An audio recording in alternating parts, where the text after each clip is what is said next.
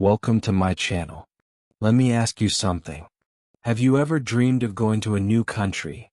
A place where everything is different, the people, the roads, even the air? I did. And one day that dream came true. I took a flight to the United States. Alone. Nervous. Excited. And honestly, not very good at English. This is my real story. But this is not just a travel story. This is a learning story. A growing story. A story of fear, mistakes, small wins, and big lessons. Because when I traveled to the US, I didn't just see new buildings and eat new food. I became a new version of myself. A stronger version. A braver version. A version that learned how to speak in a new language even when it was hard. You see, I was not perfect in English. I made mistakes. I forgot words. Sometimes I was scared to speak. But still, I survived. I asked questions. I understood signs. I had conversations, small, simple conversations. And those small moments gave me power, confidence, hope. And you know what? You will learn something too. Because in this video, I will tell you everything in simple English. You'll hear real words, real phrases, real examples. You'll see how I used basic English to travel, to ask for help, to understand others, and to express myself, even when I was afraid. So please, don't just watch this video. Feel it. Imagine you are walking beside me at the airport in a new city, with a suitcase in your hand and a big dream in your heart. Because this is not just my story. This could be your story too. Keep watching till the end. You'll feel like you traveled with me. Let's begin. Chapter 1. The dream begins. I still remember the first time I thought about going to the United States. It was not a serious plan. It was just a small idea in my head. I saw pictures on the internet, big buildings, yellow taxis, snow, smiling people drinking coffee in tall paper cups. Everything looked so different, so fresh, so big. I thought, what if I could go there? Just once? Just to see it with my own eyes? That small thought became a dream. I started to imagine myself walking on the streets of New York or sitting in a park with tall trees and squirrels running around. I imagined airports, airplanes, cold wind on my face, and myself speaking English confidently. But there was a small problem. I didn't speak English very well. In fact, I was scared to speak. I always worried, what if I say something wrong? What if people laugh? What if I don't understand anything? Still, the dream was strong. So I made a decision. I will try. I didn't tell anyone in the beginning. I kept the dream in my heart. But slowly I started learning. I went online and searched basic English for travelers. I found a list. It had phrases like, where is the bathroom? How much is this? I don't understand. I laughed when I read them, but I started repeating them every day. Out loud. Again and again. I even bought a small English phrase book. It was cheap, but for me it felt like a golden treasure. Every page had useful lines with translation in my language. I carried it in my bag all the time. On the bus, in the park, even at lunch break, I opened it and practiced in a low voice. I whispered, "Excuse me, where can I find a taxi?" Again and again. My tongue was learning. My brain was waking up. Then came the big step, telling my family. One night I sat with my parents. My heart was beating fast. I looked at them and said, I want to apply for a visa to go to the United States. There was silence for a second.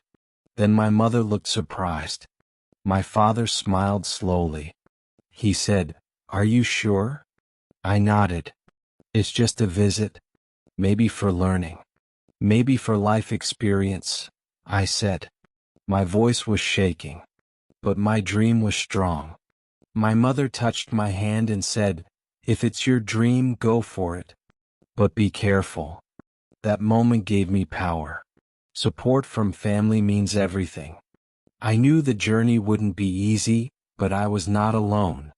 The next weeks were full of excitement and waiting. I started the visa process. It felt like a test. Many forms, documents, pictures. I had never done something so serious before. I searched online. How to prepare for a U.S. visa interview. I watched YouTube videos, read articles, and practiced answers in English. Why do you want to go to the U.S.?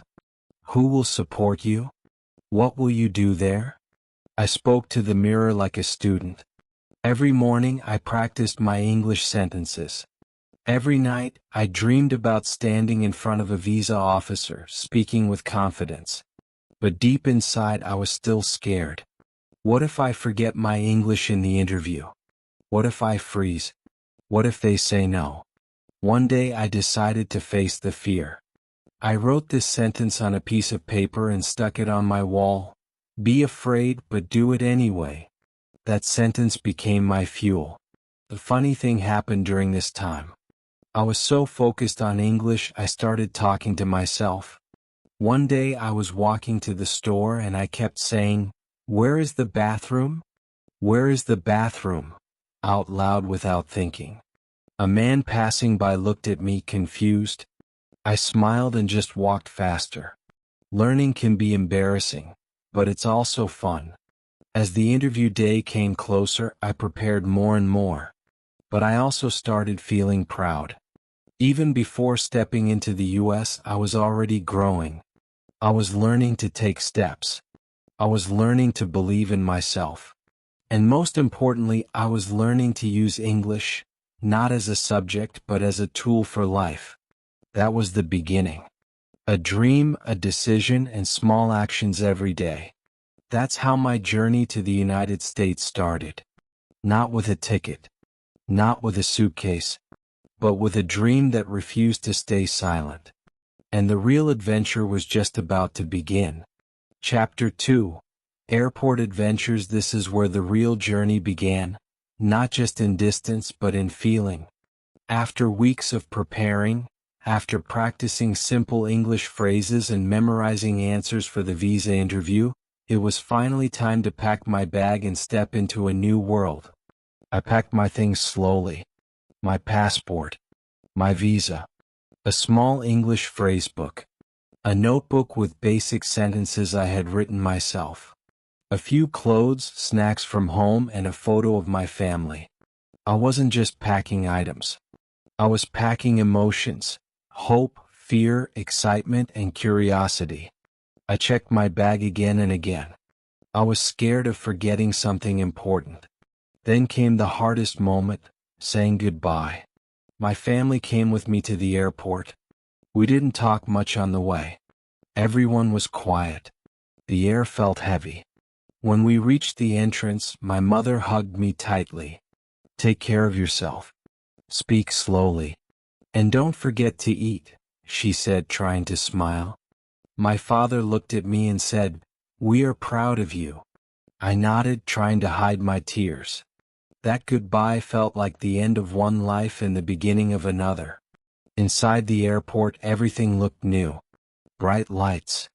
Big screens. Many people moving fast with bags. It was like a small city inside a building. My heart was beating fast. I looked at the board. Departures. I found my flight and followed the signs. This was my first real test, using English in the real world. The first checkpoint was the airline counter. A kind woman smiled at me and said, "Passport and ticket, please." My first English conversation. Simple, but real. I handed her my documents with a smile and said, "Here you go." She asked, "Window or aisle seat?" I didn't understand the word aisle, but I smiled and said, "Window, please." It worked. Next came the security check. I saw signs like "No liquids," "Take off shoes," and "Keep your bag on the belt." I had read these words before, but now I was seeing them in real life. I followed what others were doing. Took off my shoes. Placed my bag in the tray. A security officer said, "Any electronics?" I pointed at my phone and said, "Only phone." He nodded. Learning was happening second by second. Then came immigration, the most stressful part. I stood in a long line. People in uniforms were checking passports, asking questions. I practiced in my head. Purpose of visit? Travel. How long will you stay? 2 weeks. Do you have return ticket? Yes. I kept repeating them. When it was my turn, the officer looked serious. He said, "Good morning." I replied, "Good morning." He opened my passport and asked, "First time in the U.S.?" I nodded and said, "Yes, sir." He looked at me for a second, then said, "Have a good trip." That was it. My heart finally relaxed. After that, I walked into the waiting area. I had passed the big test. I sat near my gate and watched people around me.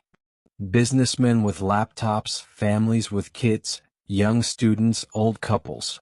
Everyone had a story just like me. I was one of them now. I was not just dreaming anymore. I was living it.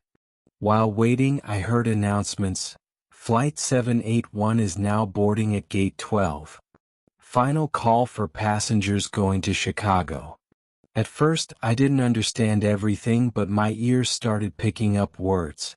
I learned the sounds of English in a new way, real, fast, alive. There was something magical about sitting in that airport chair, looking at planes through the window, holding my boarding pass in my hand. The world felt big, but I felt ready. I wasn't fluent in English. I wasn't fully confident. But I was growing.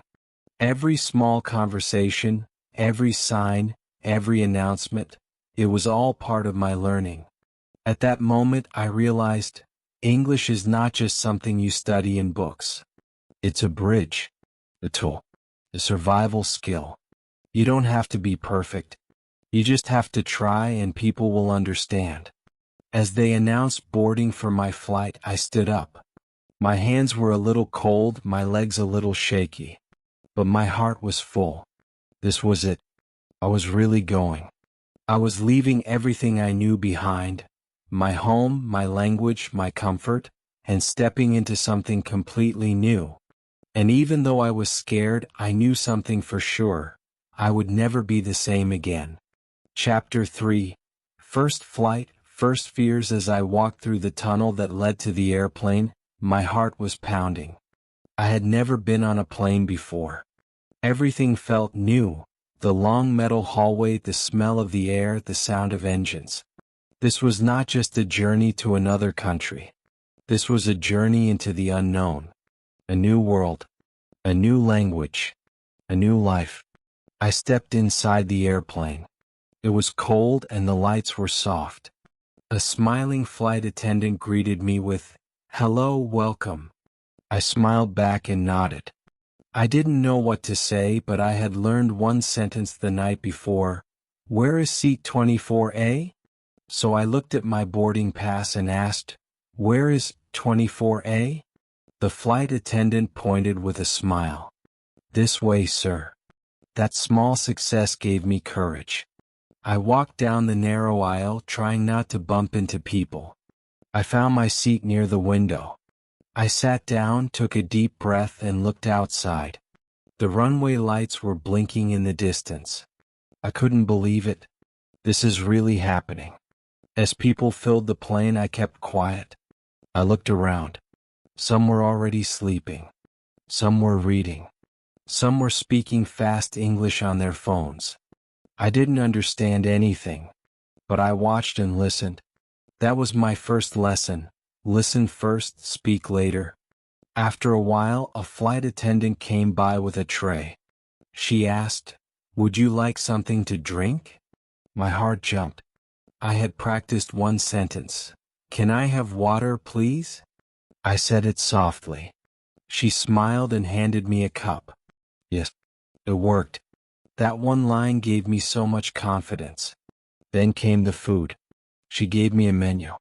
Oh no. Panic. I couldn't understand half the words. Pasta? Chicken? Something with mushrooms? I didn't want to make a mistake. So I just smiled, pointed to the first option and said, "This one, please." She nodded. Problem solved, with just a smile and a finger. In that moment, I understood something important.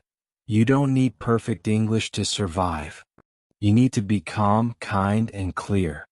When I opened the food tray, I was scared again. A small plastic box with pasta, a bread roll, some butter, and something sweet. I looked at it like it was a science project. I had no idea what the dessert was, but I tried it. It was sweet and soft, not bad. I smiled. Another small win. After eating, the lights went dim. People were sleeping or watching screens.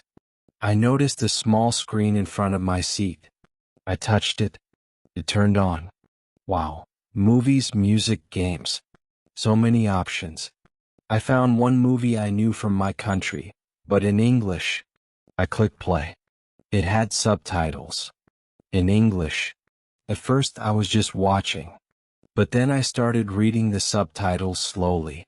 I started connecting the words with the sounds.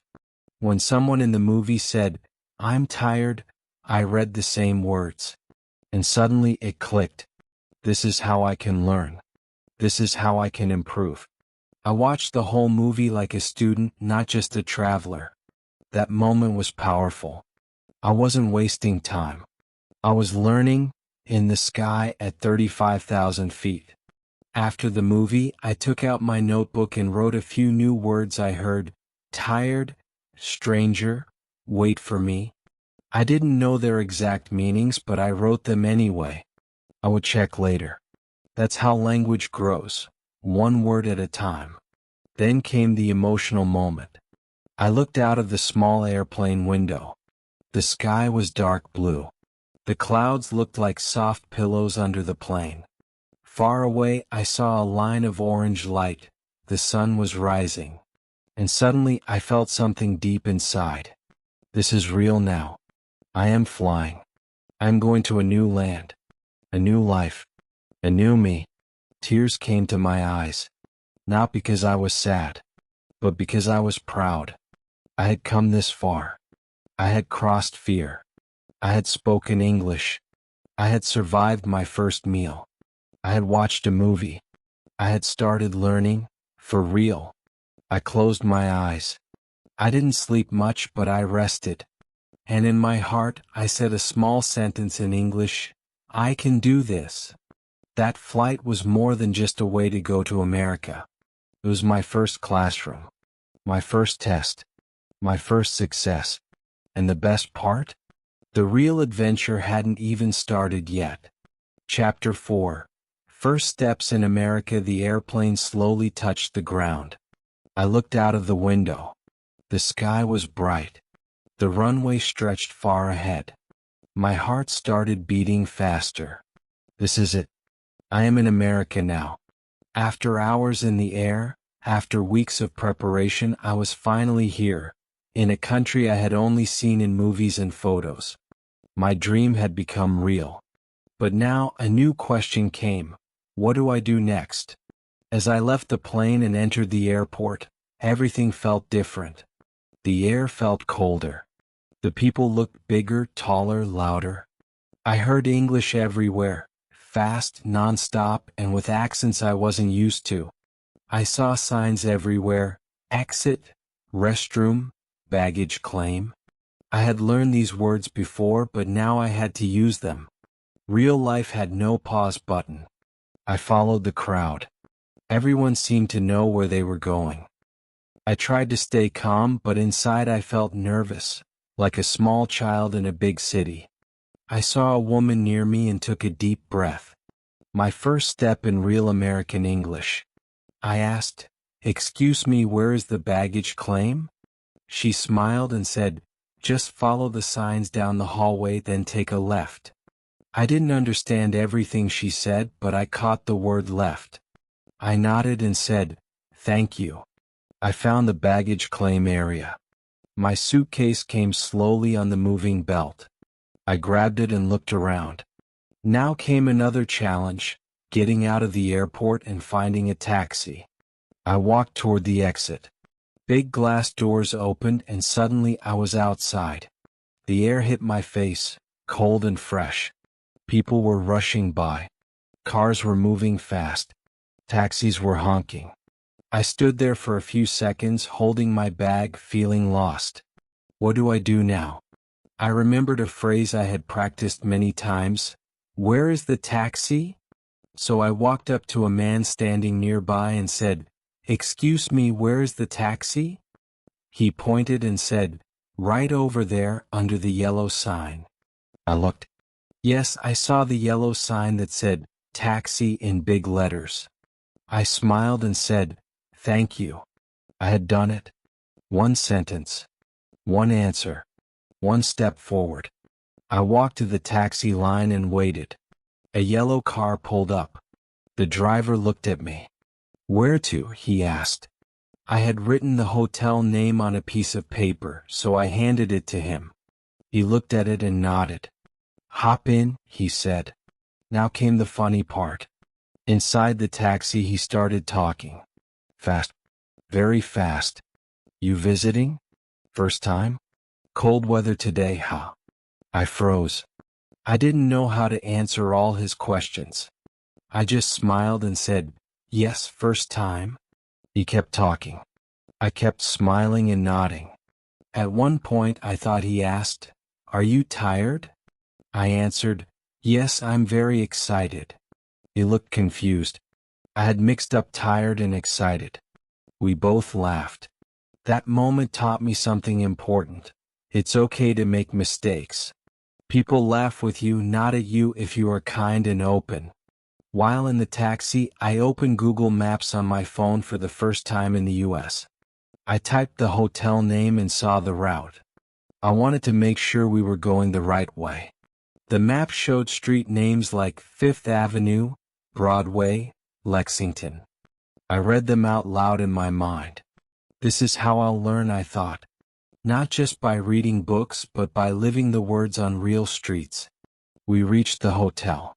I paid the driver and said, "Thank you very much." He smiled and said, "Enjoy your stay." Another small success.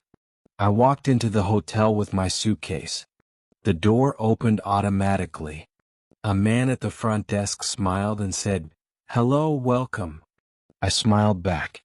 "Reservation under my name," I said. He checked the computer, gave me a key card and said, "Room 204, take the elevator to the second floor."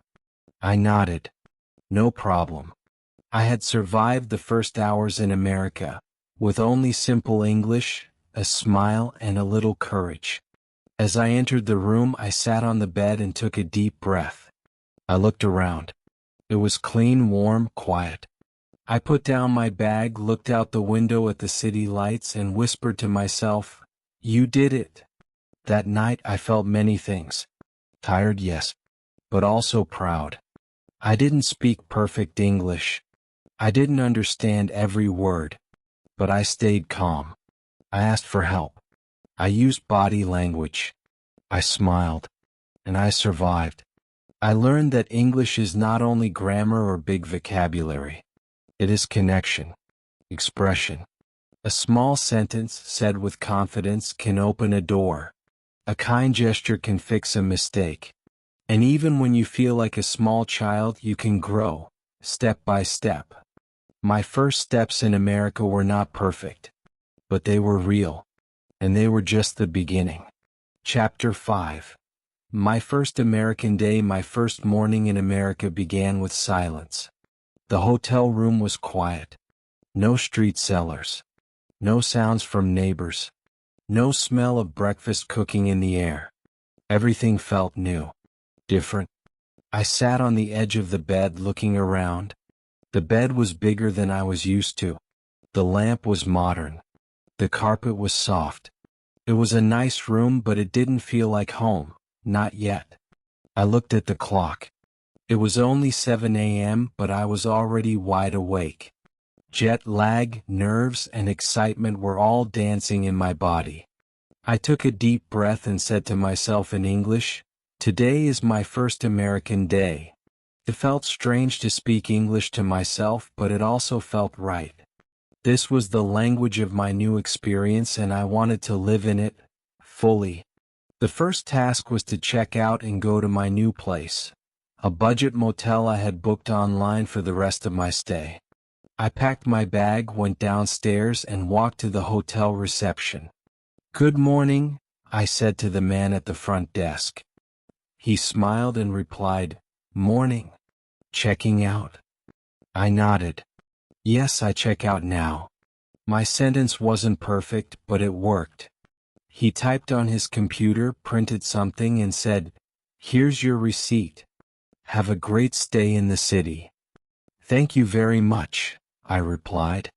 My hands were cold, but my heart was warm. I had completed a full checkout conversation in English. Small win, big confidence. I left the hotel and looked at the street. I didn't know where to eat. I was hungry but also nervous. I didn't want to go to a big restaurant. I wanted something simple, like a cafe or a small food shop. So I just started walking. I saw people dressed in business clothes walking fast. Some were jogging. Some were walking dogs. Everyone seemed busy, like they had a destination. I didn't. I was just walking and watching. Finally, I saw a small place that looked friendly. It had coffee cups on the window and people inside. A cafe. I opened the door, and the smell of fresh bread and coffee welcomed me. I smiled. The menu was on a board above the counter. I looked at it, but I didn't understand everything. So I did something simple and smart. I watched the person in front of me order. He said, "I'll have a coffee and a bagel with cream cheese." When it was my turn, I pointed to a picture of a bagel and said, "One bagel, please, and coffee." The cashier smiled. "Cream cheese or butter?" I froze. What did she say? I caught one word, butter. I quickly said, "Butter, please." Another small success. When I sat down, I felt proud. I had ordered food in English. It wasn't fancy, but it was real. I ate slowly, looked out the window, and felt like I was in a movie. People passed by, yellow taxis drove fast, and I sat there, just watching, learning, living. After breakfast, I realized I needed to buy a phone charger. My own charger didn't work in the US power socket. I had forgotten about the different plug types. I took out my phone and typed, "Electronics store near me." Google Maps showed a place nearby. But I got confused while walking. The streets were longer than I thought. I stopped and asked a woman who was walking her dog. I said, "Excuse me, can you help me?" She stopped and smiled. "Sure, what do you need?" I showed her the name of the store. She gave me clear directions. "Walk straight, turn right at the corner, it'll be on your left." I thanked her and she said, "Welcome to the city." That moment made me feel seen. Not just like a visitor, but like someone who belongs. I found the store, bought the charger, and even asked the cashier, "Is this the right plug for this country?" He nodded. "Yep, that's the one." Simple question. Clear answer. That's the power of asking. Later that day, I returned to my motel, sat on the bed, and took out my notebook. I opened to a fresh page and wrote in English. Day 1, I spoke English today. I asked questions. I made mistakes, but people helped me. I am proud. I am learning. That moment was special. Not because the grammar was perfect, but because I had written my first personal note in English. It wasn't a school exercise. It was real. It came from my life, from my heart. That night, I lay in bed and thought about everything. I had eaten, walked, asked, listened, smiled, and survived, all in English. I was scared many times. But I didn't give up. And now I knew something powerful. You don't need to speak perfectly. You just need to be brave. Kind words, polite questions, and a curious heart can take you far. This was my first day in America. and I was ready for the next. Chapter 6. What I learned from this journey as I sit now and look back at my journey, from the small dream in my heart to standing in the streets of a brand new country, I realized something very important. This trip was not just about going to America. It was not just about taking a flight, walking in airports, or ordering coffee. This journey was about something deeper. It was about learning how to believe in myself, and learning how to live in English, one step, one word, one moment at a time. When I left my home, I was scared.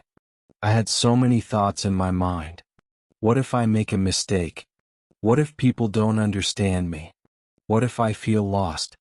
But now, after living those fears and coming out stronger, I can say this clearly to you: you don't need to be perfect to speak English. You just need to be brave. Yes, grammar is useful. Vocabulary is important. But confidence is the real key. And courage is the door. I was not fluent when I arrived. I didn't know fancy words. Sometimes I didn't even understand simple questions. But I still survived. I still connected with people. I still smiled, asked for help, and found my way. Do you know how? Because I use small phrases that help me every single day. Phrases like, "Excuse me. Can you help me? I don't understand. Where is? How much is this?" These are not complex sentences. They are small but powerful. With just these, I traveled across a city, spoke to strangers, asked questions, and solved problems. And every time I used one, my fear became smaller and my confidence grew stronger. One sentence even changed everything for me. I can do this. I said it to myself at the airport. I said it after ordering food. I said it when I was alone in a hotel room. And every time I said it, I believed in myself a little more. That's the beauty of learning English. It's not just about the language.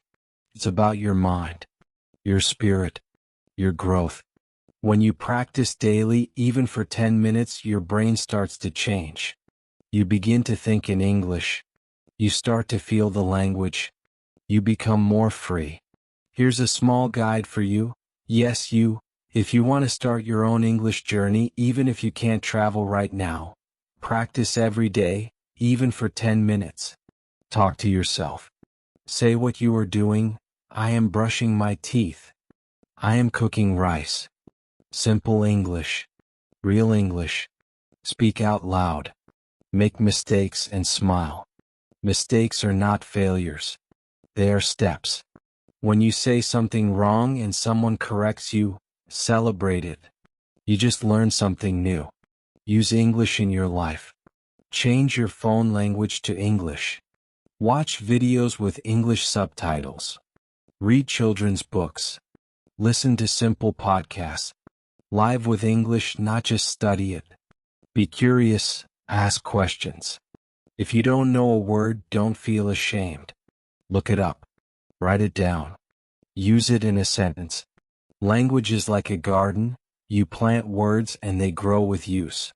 Say this every day: I can do this. Because you can. I'm not special. I was just like you, a learner with a dream.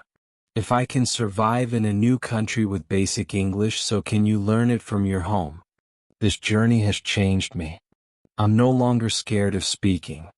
I'm no longer afraid of English. I know I still have a long way to go. But I also know I've already come far. From fear to freedom, that's the real journey. From silence to speech, that's the real reward. And from dreaming to doing, that's how we grow. So remember this: you don't need a plane ticket to start your English journey. You just need the decision. Start with one sentence today. Speak it. Write it. Live it. Because when you do, you're not just learning a language. You're unlocking a new version of yourself. And that, my friend, is the most beautiful journey of all. Now it's your turn. This video was not just my story, it was your classroom. A place where real life meets real English. You didn't just listen to my journey. You learn survival phrases, simple sentences, and powerful lessons through every step I took. But here's the truth. Learning only works if you take action. So don't stop now. Don't just scroll to the next video. Do something brave. Right now. Write one small sentence in the comments. Just one. Say, I want to travel. Say, I'm learning English.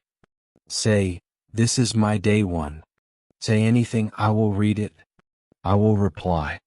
I will support you.